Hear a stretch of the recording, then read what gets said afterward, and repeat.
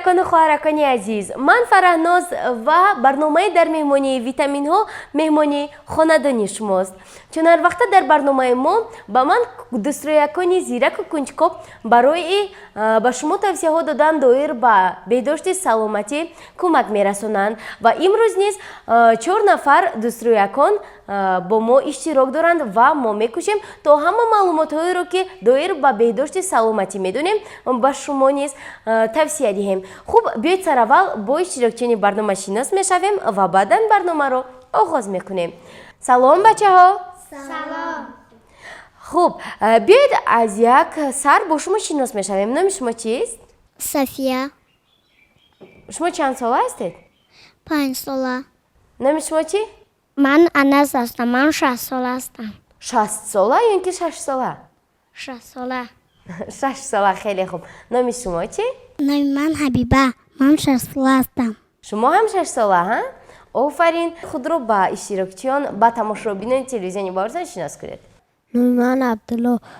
عبدالله شما چند ساله؟ 6. 6 ساله. بینندگان گرامی، اکنون ما با اشتراکچیانمان شناس شدیم و چطوری که معلوم گشت همه آنها 6 ساله می باشند و باید گفت که آنها تربیت گیرندگانی بخچه هستند. و اکنون بچه ها من به شما یک سوال دارم. کنی که به من میگوید که میوه و سبزیجات ها بغیر از اون که شکم ما رو سیر میکنند باز با ارگانیسم چی تاثیر میرسونند؟ میوه ها خیلی بلازتم. آنها شیرینن. وقتی ما آنها را استعمال میکنیم ارگانیسممون به قوت میشود. آفرین.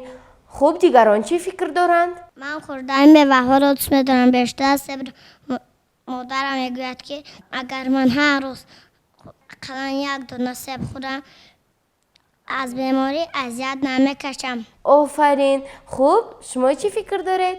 خوردن شیرینی را بسیار دوست می‌دارم. مادرم میگوید که با چای قند و شکر میوه‌های تر تازه خورم. آنها در ترکیبشان زیادی قند دارند. اگر آنها را خورم در شکل شکراتیان گم می‌شود.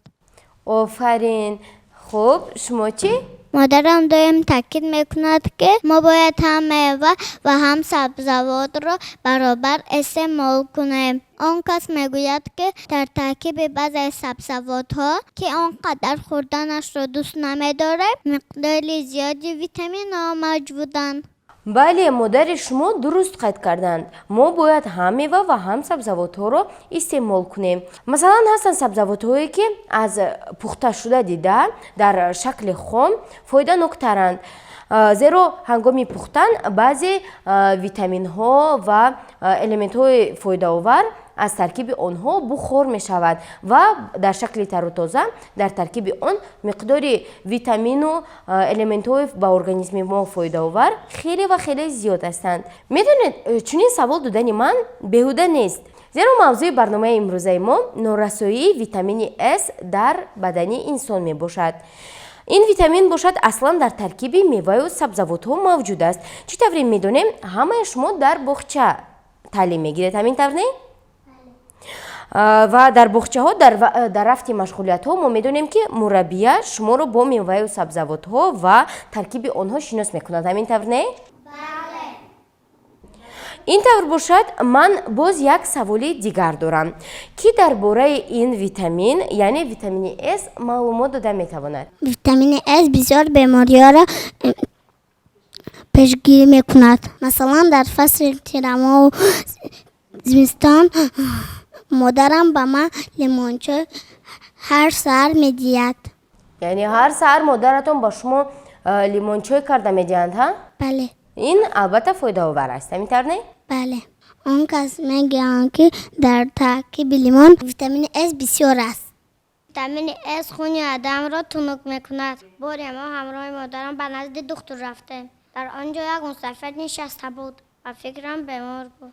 دکتر با او گفت که بسیارتر ویتامین S را استعمال کند. خونش خواص نمیشود. احسن به شما. خوب دیگران چی فکر دارند؟ ویتامین S ارگانیسم را به قوت میکنه. وقتی که ارگانیسم به قوت شد ما کمتر بیمار میشیم. وقتی که کمتر بیمار شد میتوانیم در باغچه مکتب اعلا خونیم. البته خیلی درست قید کردید.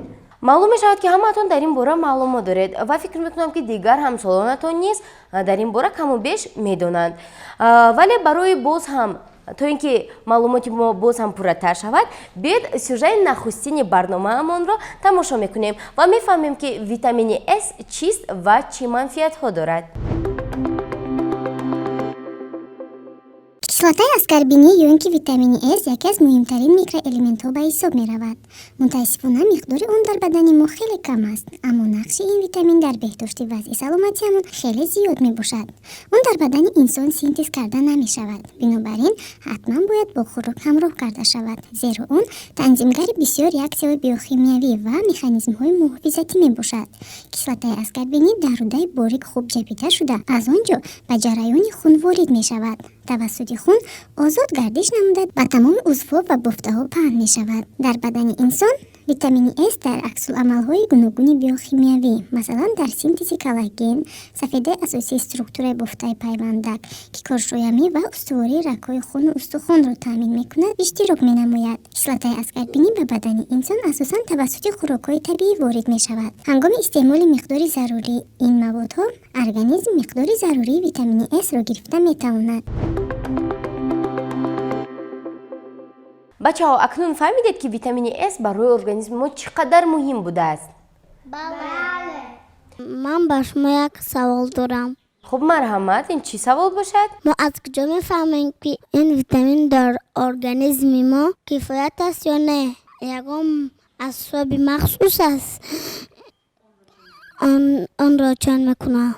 бисёр саволи хуб додед. миқдори витаминҳоро дар организм тавассути озмоишгоҳҳо месанҷанд, вале норасоии витамин дар организм, аз он ҷумла витамини С, нишонаҳои худро дорад ва духтурон ё ин ки падару модарони бо таҷриба ба осонӣ он нишонаҳоро пай бурда метавонанд. ман яке аз он нишонаҳоро медонам.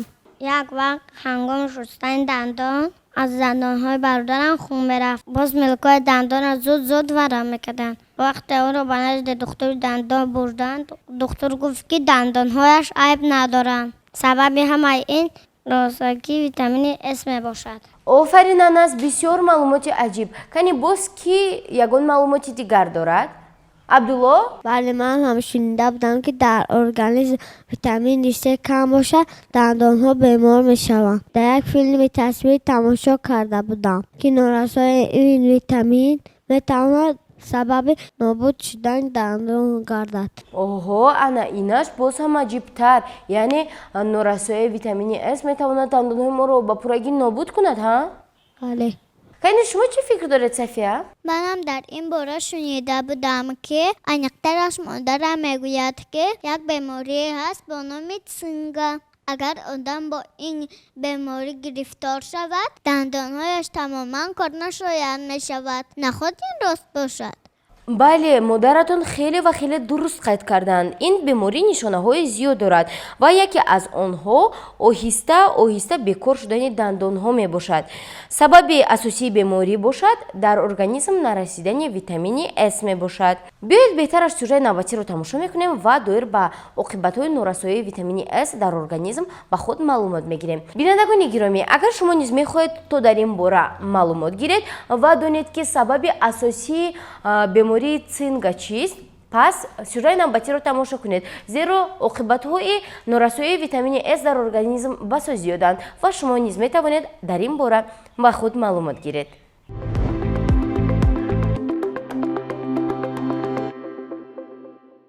норасоии витамини С маъмултарин норасоии витаминӣ дар организми инсон ба ҳисоб меравад. ин ба ду омил вобаста аст. якум кам шудани истеъмоли сабзавот ва меваҳои тару тоза ва дуюм дараҷаи баланди коргарди технологии маҳсулотҳои хӯрокворӣ, ки дар онҳо қисмҳои алоҳидаи растаниҳо истифода мешаванд. аммо бояд гуфт ки витамини С дар қисмҳои гуногуни меваву сабзавотҳо яксон нест. вай дар пӯст, қабатҳои берунии баргҳо бештар ҷамъ мешавад. яке аз оқибатҳои норасоии ин витамин дар организм ورم کردن ملکی دندان و خونروی از آن میباشد. اگر شما دائم گیگینه دهان و دندان را رعایت میکنید اما ملکی دندان ورم و خونروی میکند، پس احتمال است که ارگانیسم شما از نارسایی این ویتامین اذیت میکشد. کوشش نمایید که غذاهایی که دارای ویتامین S هستند بیشتر استعمال کنید. اگر پوست شما زود سیاه میشود و جراحت ها به تیزی شفا نمییابند، پس این عامل نیست شاید از نارسایی این ویتامین در ارگانیسم شما درک دهد.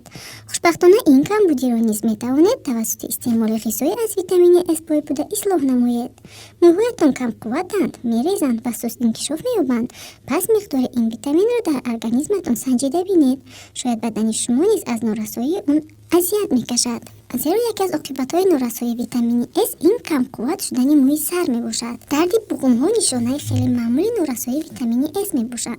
چون ویتامین S آنتی اکسیدانت پرقوت است، نارسایی آن در بدن میتواند درد بوقم‌ها را به وجود آورد. اگر سبب درد شما نارسایی این ویتامین باشد، پس رنج‌های شما را نه پرهیز درست انتخاب شده سبب میکند و نه ملهم و حب‌های گوناگون. اگر در حیات زکام، شمالخوری و بیماری‌های سیرایتی دائم شما را پیگیر باشند، پس این از پس شدن مسئولیت بدن شما شهادت می‌دهد. ویتامین S استحصال لیکوسیت‌ها را که با بیماری‌های سیرایتی و جسم‌های بیگانه مبارزه می‌برند زیاد می‌کند. طوری که ما قبلا گفته بودیم، ویتامین S برای استحصال کلاژن خیلی مهم است. این معنی آن را دارد که اگر این ویتامین در ارگانیسم شما به طور کافی موجود نباشد، پوستتان خیره و چیندار می‌شود. خونروی از بینی نیز می‌تواند نشانه نارسایی این ویتامین باشد. در بینی شماره زیادی رگ‌های خونگذرد خرد موجودند و این ماده استواری و فعالیت معتدل آنها را نگاه می‌دارد.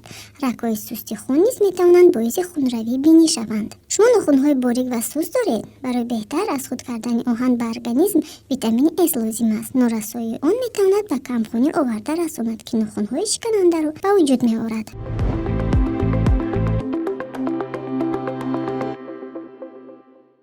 خب اکنون فهمیدید که برای چی ما میوه و سبزیجاتی رو که در ترکیبشان ویتامین S زیاد دارند باید بیشتر استعمال کنیم. باوری دارم که همه اون نشانه هایی که نارسایی ویتامین S میباشند در یگان تا شما دیده نمیشوند و یگان کسی شما رو اذیت نمیدهند. همین طور نه؟ باره من همراه مادرم به نزد دکتر رفتم. بعد دکتر ناخنهایم را از نظر گذرانده کدام یک دارو را نویست و گفت که بیشتر میوه خورم. بعد آنکه توصیه دکتر را اجرا کردم، ناخنهایم را نمیدونم ولی زود بیمار نمیشوم. این ویتامین در من کم بود. شاید همین طور هم باشد، ولی اساسش این که بیماری رو سری وقت معالجه کنیم. و باید قید کنم که در من نیزن همین گونه شاید این بیماری باشد یا اینکه نه، ولی ناخن‌های من هم زود میشکستند و به من توصیه دادند که از آب لیمو با ناخن‌هایم کمی مالم و در نتیجه ناخن‌هایم خیلی باقوت شدند و دیگر نشکستند. در کوچه‌م من یک رفیق دارم. هر بار که افتیده یگانجاش را زخم‌دار کنند، آنجاش در صحت می‌شود. و فکرم در ارگانیسم وی هم ویتامین نمیرسد. بعد از اینجا رفته با وی حتما در این باره صحبت میکند. آفرین، یعنی شما معلوم می‌شود که دوستی حقیقی بودید، نمی‌خواهید که دوستتون اذیت کشد. یعنی شما باشد زود ابیلش خونه رود. چی به فکر شما نارسایی این ویتامین را دارد؟ یعنی شما گفتن میخواهید که هنگامی که از بینیش خون میآید شما نیز فکر میکنید که در همان همسایه‌تان نارسایی ویتامین S دیده میشود، همین طور؟ بله. برای معاینه نمودن سبب‌های این بیماری ما باید حتما از تشخیص دکتر گذریم، زیرا سبب‌های خونروی از بینی دیگر عامل‌ها نیز شدن میتوانند. ولی یکی از عامل‌هایش در حقیقت هم نارسایی ویتامین است. پس من که به خونه میروم معلومات‌های گرفته‌ام را به او میرسانم. بگذار میوه‌ها را زیاد استعمال کند. احسن بر شما، خیلی خوب هم میکنید. ما درباره ضرر نارسایی این ویتامین معلومات گرفتیم. میخوام فهمم که اگر در ارگانیسم ما این ویتامین پوره باشد یگان بهبودی می شود. البته می شود و بیایید сюжети навбатии барномаро тамошо мекунем ва дар ин бора маълумотамонро бештар мегардонем. бинандагони гиромӣ, хотиррасон мешавем ки шумо барномаи дар меҳмонии витаминҳоро бо иштироки 4 нафар дуструякони зираку кунҷкоб ва албатта ман Фараноз аз телевизиони Баҳористон тамошо карда истодаед ва мавзӯи барномаи имрӯзаи мо норасоии витамини С дар организми инсон мебошад. аз ин рӯ сюжети навбатии барномаро тамошо кунед ва маълумоти худро дар ин бора бештар гардонед. барои он ки организм ғизои заруриро аз худ кунад ва фаъолияти хуб дошта бошад, системаи ҳозима бояд аввал маводи лозимаи ғизоро аз хӯрок ё дигар хӯрданиҳо ба худ гирад ва сипас ҷазби онҳоро дар хун афзоиш диҳад. пас аз ин ҳуҷайраҳо ин витаминҳо ва ғизоҳоро аз худ мекунанд ва дар натиҷа илтиҳобҳо кам шуда бемориҳо пешгирӣ карда мешаванд. дар ин раванд саҳми витамини С хеле муҳим аст. истифодаи витамини С дар якҷоягӣ бо оҳан метавонад аз худкунии оҳанро дар бадан дар калонсолон ва кӯдакон беҳтар созад. бо ворид кардани витамини С ба хӯроки худ шумо метавонед қувваи ҷисмонӣ ва ҳаракати мушакҳоро беҳтар созед. истеъмоли витамини С метавонад мубодилаи оксигенро ҳангоми машқ беҳтар кунад. инчунин он метавонад фишори хунро паст созад. истифодаи витамини С пеш аз машқҳои шадид, масалан пеш аз марафон, метавонад сироятҳои болои нафасро ки пас аз машқ рух медиҳад пешгирӣ созад. витамини С инчунин кори шуш ва роҳи нафасро беҳтар месозад. миқдори зарурии ин витамин барои кӯдакони аз 1 рӯза то 6 моҳа дар як рӯз 40 милиграмм, аз 7 моҳа то 12 моҳа 50 милиграмм, барои кӯдакони аз 1 то 3 сола 15 милиграмм, аз 4 то 8 сола 25 милиграмм, барои кӯдакони аз 9 то 13 сола бошад 45 милиграмм муқаррар шудааст. хуб бачаҳо, сюжаро тамошо кардем. шумо аз ин сюжа ба худ чӣ фаҳмидед? агар мо хоҳем пӯсти зебо ва солим дошта бошем, бояд ин миқдори ин витаминро дар организммон зиёд кунем. офарин, хеле дуруст қайд кардед. бинандагони гиромӣ ба шумо низ тавсия медиҳем ки ба маслиҳатҳои мо диққат диҳед, зеро маслиҳатҳои мо метавонанд як рӯз не як рӯз ба шумо ба кор оянд. хуб, сухани дигарешро чиро мешунавем? агар дар организммон норасоии витамини С набошад, мо метавонем зиёдтар давр тоз кунем ва хаста нашавем. офарин, хеле дуруст ҳам қайд кардед, зеро норасоии витамини С дар организми мо метавонад моро камҳаракат кунад ва қувваамонро низ кам кунад. хуб, дигарон чӣ фикр доранд? ман фаҳмидам норасои ин витамин моро хоболуду кам ҳаракат мекунем. агар организм тез хаста шавад, мо дар боғча мактаб алохон шуда наметавонем. махсусан дар фасли зимистон мо бояд ин витаминро зиёдтар истеъмол намоем, зеро дар ин фасл бемории зуком зиёд мешавад. агар дар организми мо витамини С зиёд бошад, пас мо зуд бемор намешавем. офарин, маълум мешавад ки сюжаи барномаамонро бо диққат тамошо кардед.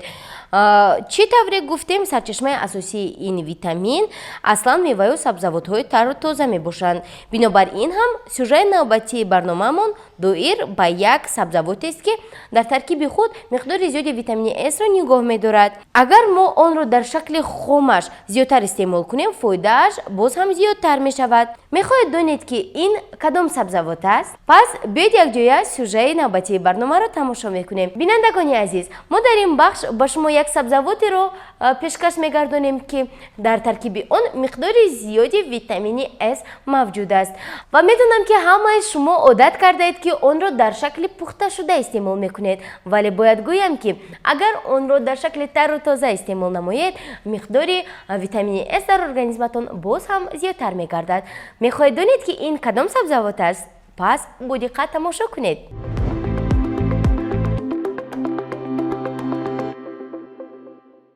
аз рӯи таркиби витаминҳо қаламфури булғориро танҳо тамашк ва хуч гузашта метавонанду халос.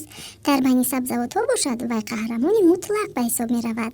дар таркиби қаламфури булғорӣ инчунин витамини нодири П дида мешавад ки ба аз худкунии кислотаи аскарбинӣ мусоидат менамояд. витамини П девораҳои рагҳои хунгардро қавитар месозад ва витамини С онҳоро аз лавҳаҳои холестерин тоза менамояд. бо шарофати ин омезиш истеъмоли мунтазами қаламфур хавфи сактаи дилро 46% кам мекунад. برای تامین نمودن طلبات یک روزه ارگانیسم با ویتامین S شما را لازم است در یک روز مگه یک قلمفور بلغاری را در شکل خام استعمال نمایید. در ترکیب قلمفور بلغاری اینچنین ویتامین های B، کالی، آهن، کرم و یود موجودند. چون در ترکیب آن ویتامین B موجود است، قلمفور بلغاری برای رفع افسردگی کمک می‌رساند و برای رهایی از بی‌خوابی و برطرف نمودن استرس نیز فایده دارد. سیستم عصب را به اعتدال می‌دارد. در قلمفور بلغاری مثل شکلات گرمانی خوشبختی موجود است. قلمفور بلغاری خاطره را بهتر می‌کند و برای بهتر ساختن حالت موی سر، پوست و دندان‌ها کمک می‌رساند. خون را تنوع می‌کند و لخته‌شوی آن را پیشگیری می‌سازد. چون در ترکیبش مقدار زیادی ویتامین S دارد، مسئولیت بدن را بهتر می‌سازد. خصوصا در قلمفور بلغاری رنگ زرد مقدار زیادی این ویتامین دیده می‌شود. در آن نخی زیاد موجود است که زهرها، تاکسین‌ها و کلسترول ضررآور را از بدن خارج می‌کند. اینچنین در ترکیب قلمفور بلغاری رنگ زرد داشته کالی و آهن زیاد دیده می‌شود که برای کار خوب دل ضرورند و همچنین ترکیب خون را بهتر می‌کنند.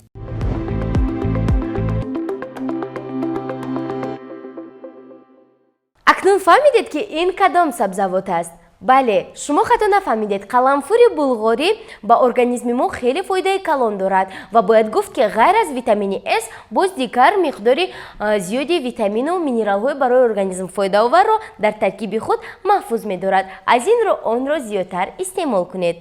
بچه ها، شما نیز آن را استعمال میکنید؟ مادرم وقت خورش تیار میکند آن را معده ریزه کرده به خورش همراه میکند.